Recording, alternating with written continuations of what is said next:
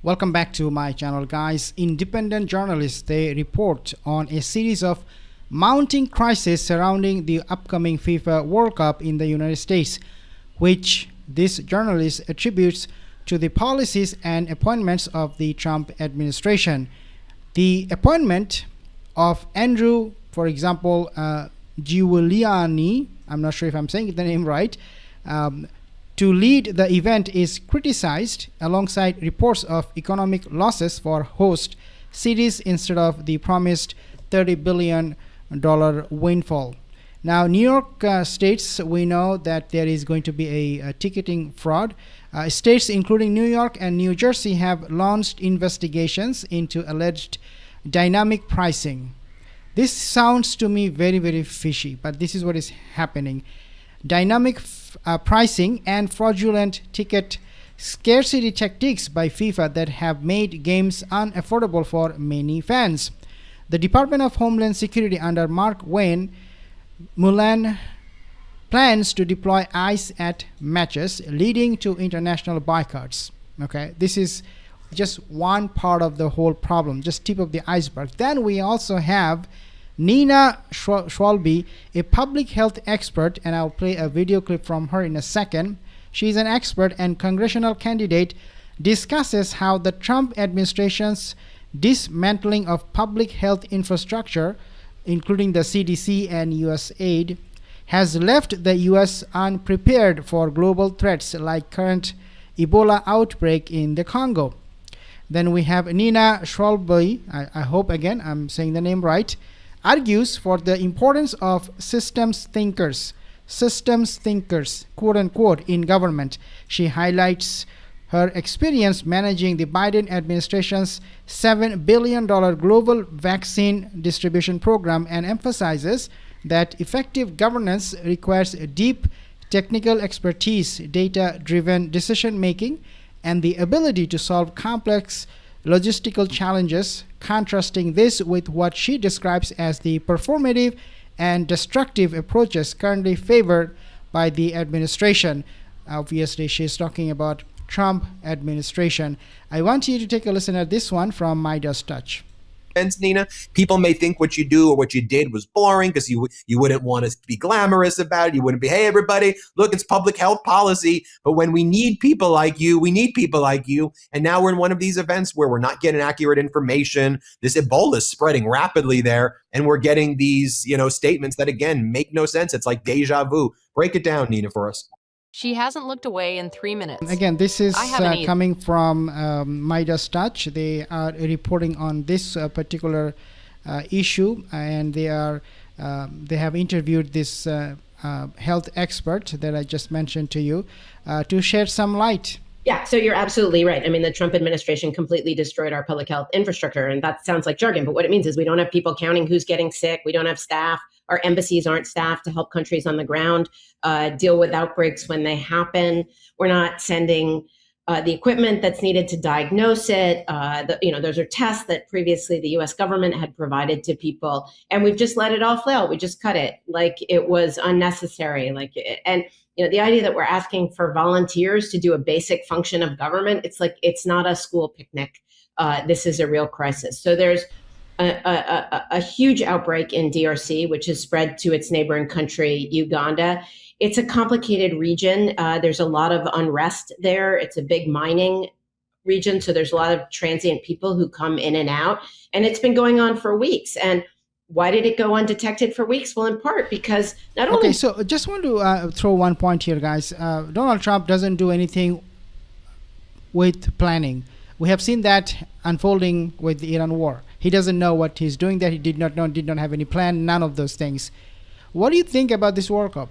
United States under Donald Trump's administration hosting this World Cup, how unprepared they are. We are already seeing it, and every day we are facing new challenges with this health outbreak and Donald Trump, his administration pulling away from those organizations like WHO. This is going to be a complete disaster. Did we destroy our own public health system, but we also pulled out of everybody else's. We pulled out of the WHO. Donald Trump pulled out of the WHO on day one, and they're the line of first defense, because when somebody has an infectious disease, They pick up the phone and they call WHO. Well, there have to be people at WHO to answer the phone, and we haven't even paid our bills there.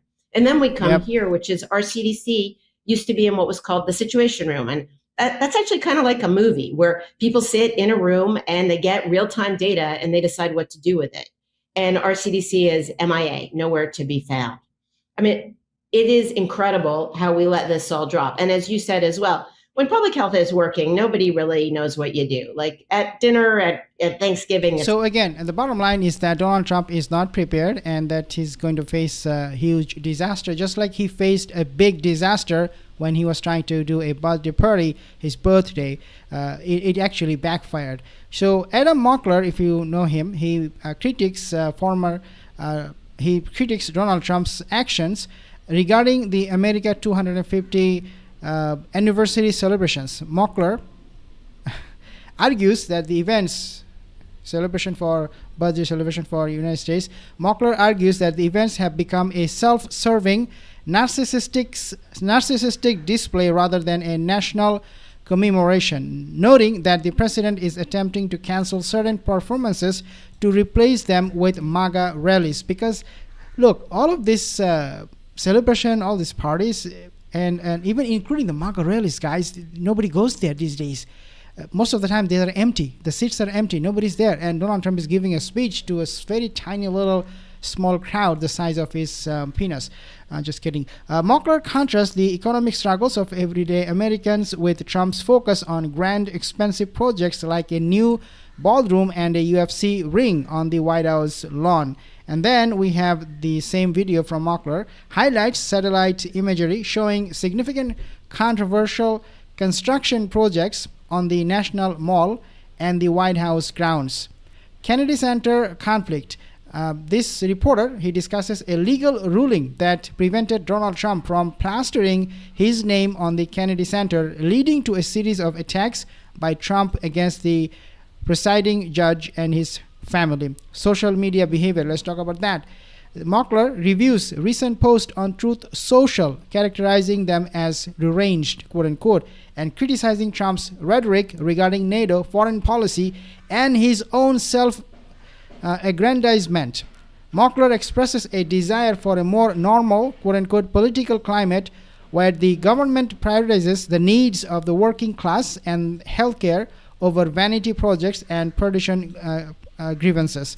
Now, I want to play this part of the video where you can see how Donald Trump is just wasting everybody's time and money. Take a listen. Screen now, we have exclusive satellite images revealing rapid, simultaneous construction overhauls across the National Mall, the White House grounds, and the Ellipse. The high-resolution overhead images track the progress of 3 highly publicized and controversial projects ahead of the nation's 250th anniversary celebrations this summer. That is not including the ballroom Donald Trump is asking for $1 billion for, and that is not including other renovations throughout D.C. This is just for America 250. And let me be nuanced here. I'm not inherently against celebrations for America's birthday. I'm not even against, having concerts or celebrations at the National Mall, but this is turned into a narcissistic, masturbatory, grandiose display that is very clearly meant for Trump's own ego. Exhibit A. I guess I already did Exhibit A.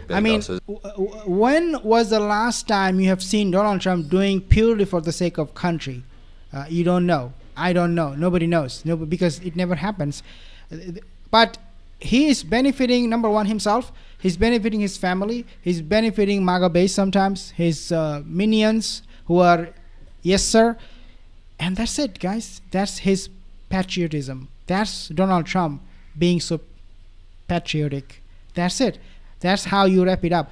He's not going to do anything for the country. And now we have this World Cup coming up in the next few days, and the country is not prepared. And Donald Trump is panicking. He should be, because it will look so bad on him. And remember, even though he doesn't care about any of these things, World Cup, image of the country, none of those things, but because he cares about himself, he cares about his legacy, what he will leave behind. Second term presidency is, for the most part, about leaving legacy. So he wants to have a legacy of Abraham Accords, for example, in the Middle East. World Cup could be a good legacy for him if he can pull it off. nicely, but looks like he will not be able to do so. Therefore, he's panicking. He's panicking to find out a solution to make it a successful event, so that people will at least say, yeah, at that time it was Donald Trump who was president, even though it would not matter much, because FIFA, football is football, sports is sports. It really doesn't have that much of an impact. But nevertheless, Donald Trump would want to win a FIFA prize for organizing these events. But looks like he's not going to get it. FIFA is going to turn on him, and we will see the same BS coming from Donald Trump one more time in the coming days. I'll give you more updates. If you're not subscribed to my channel, consider subscribing.